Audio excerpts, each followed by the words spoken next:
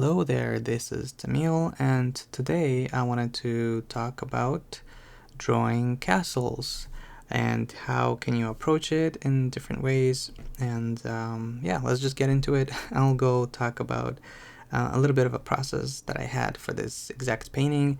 And first of all, I start with an idea. What do I want to draw? I want to draw castles. What kind of castle? Well, that's a good idea. What kind of castles there are?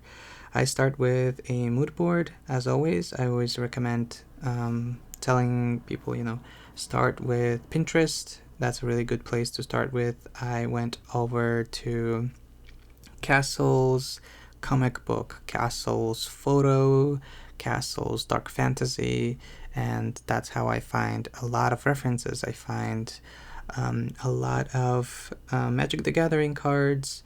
My favorite game for dark fantasy castles would be Dark Souls or Bloodborne. Obviously, you can watch a video on YouTube, people playing that game, people taking pictures of that game, taking screenshots. You can spend like 3 hours on that and just kind of listen to that. That procrastination never ends.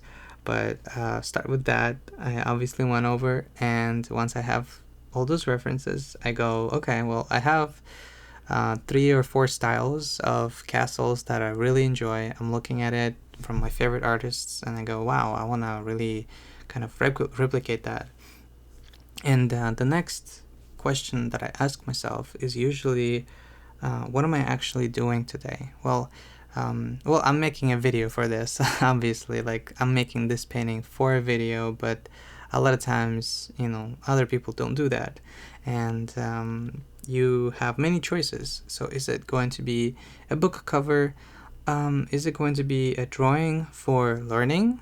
Is it going to be a painting for learning? Or is it going to be a portfolio piece?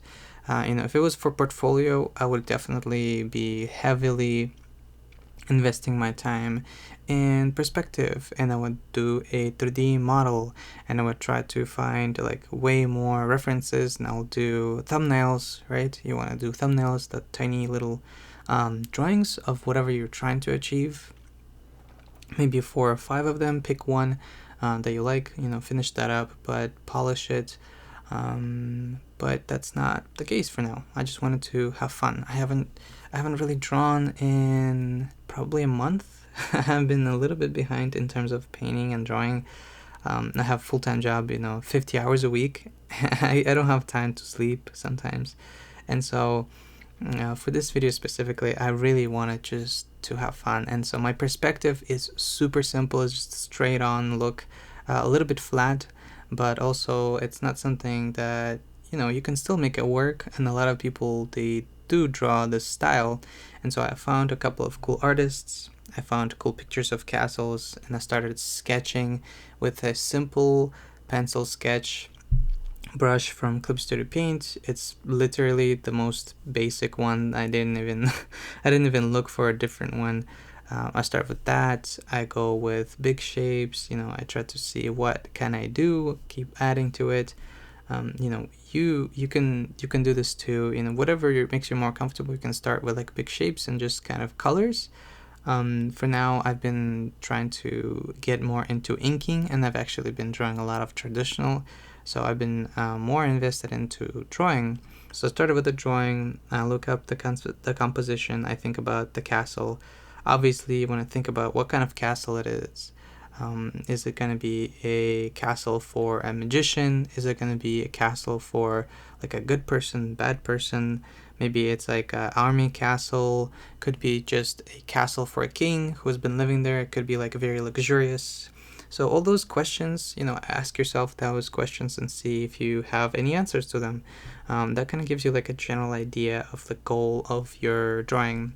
And I've seen a lot of fantasy pictures and drawings that have a giant moon behind, and they have like a dragon next to it, or like a little bat flying around, 5, 10 bats. And I'm like, I want that. Like, I don't care how cliche this is. I don't care that it looks super cheesy. I want a giant moon in my painting right now. So that was my kind of idea for now. It's just a drawing of a castle, has to be a big moon, maybe a forest, and like a little tiny man like fighting or about to go in, and he's like about to start like his final boss journey, that kind of stuff. So I went with that, and I started on my iPad.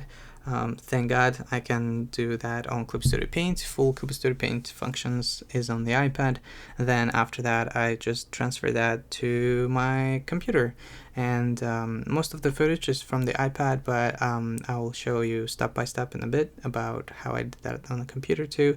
Mostly on the computer, I start messing a lot around with like filters, add more ink, and also for this specific drawing, a lot of times I do painting, and so I decided I'll just do drawing. And a lot of times I'd go with like a very bright colors, right? But it is going to be bright colors, but in a different way. So I was looking at more like a comic book style, and a lot of times they make the drawing with ink hold when on its own, and then they add the color, and it doesn't really matter what you add, it will still look good. So that's what I was looking for. And also there's a lot of parts that are kind of dark, because it's dark fantasy. And for those parts, I see a lot of artists, they literally just draw like a huge shadow and there's nothing there, and I never do that, and that's out of my comfort zone. And so that's what I decided to do. I told myself like I will do like a weird mix between dark fantasy and comic book style, and also I'll treat myself with not too many details, because a lot of those have details. So I encourage you to as well, try to go for something that has opposite of what you usually do. So for example, if you do a lot of photo bashing, how about you draw on the paper? What if you do only animals and forests, right? How about you draw the inside of the castle? What if you never draw forests? Go for that. And for dark fantasy style forest, it will have like all the branches, they're all gonna be pointy and like kind of scary, and that's what I went with. Like I wanted to add pointy stuff to everything, from the tower to rocks to the main character standing. Like everything will be pointy and sharp, and some parts are going to be smooth, like for like a little bit bushes here and there, or the moon is smooth, but I still wanted to give off that scary look of everything is dangerous. And so that's what got me kind of like more inspired, and I went with that heavy shadows, very bright colors. But honestly, I didn't put too much thought into, oh, this is gonna be a lot of shading. Like I literally had maybe 2 or 3 different colors, and then I just went with a slightly different shade for each. So I kept the color palette kind of together, and then I threw a color mode, I think it was purple, on everything after I was done, once I got to my computer, and then I started drawing on top of that. So that's kind of a good way to make the colors together and more cohesive, is literally just throw a gradient or like one color on top and put it on low opacity. So that's that's my advice. But yeah, generally speaking, I went over with like heavy ink. Then I started outlining details. I started adding more heavy inking and textures. And the main thing that I was stuck on, it was kind of looking like a little bit boring to me, and I was like, I couldn't figure out why. And I haven't drawn in a while, so obviously I was rusty. So I sent it to my friend, and they told me, hey, you should really think about your shapes. And so that's what I did. A lot of things that were initially in my drawing, I took a break from that for like a little bit of time. I realized all of them looked kind of the same. Like The towers looked the same. The clouds looked exactly the same size. The moon is kind of big, but like it's not too big. And so after that, I started playing around with shapes and like size. So I did like a giant cloud, then a smaller one, then a medium one. For the forest, I also started getting like bigger trees, weird trees. I started skewing them. So that's my advice to you. If your drawing looks weird, if your drawing looks kind of a lot of times it's good to just play with composition and sizing. Make your character gigantic or make your castle super small, or like the opposite. Like make the difference, make it pop, make it feel like it's really, really, really different from the rest of the painting. Obviously, it's hard to keep it consistent. Sometimes it's gonna look weird, and sometimes it's gonna look funny. But if you have that balance between like really different, two different things that are in one frame, they're gonna contrast each other. So you're gonna have like very, very sharp castle, and then your knight or your hero can wear like very soft round armor. So those kind of things is what I try to give feedback to my students. Even though I don't have that many students, I have like a little bit, but whenever they send me stuff, I try to tell them that. So hopefully it was useful. I really enjoyed making this video. I remember making like a very similar video about a landscape for this, and that was like a long time ago, and I'm just kind of getting back into super simple videos again. Let me know if you're interested in this and if you enjoyed it. Let me know what you learned.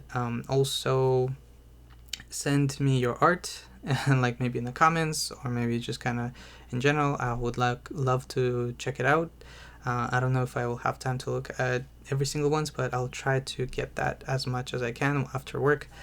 So also I have an article in the description, so if you want to check that out, it's gonna have like step by step, maybe a little bit more of talking and like texts of how I achieved the effect that I got. But yeah, just in general, just have fun with it. Don't think about too much of what you're doing. Sometimes I rather have fun and paint 10 paintings instead of struggle with one and then just kind of give up and not draw for like a week. So that's my advice for the day. Thank you for watching, and please love your art and love yourself.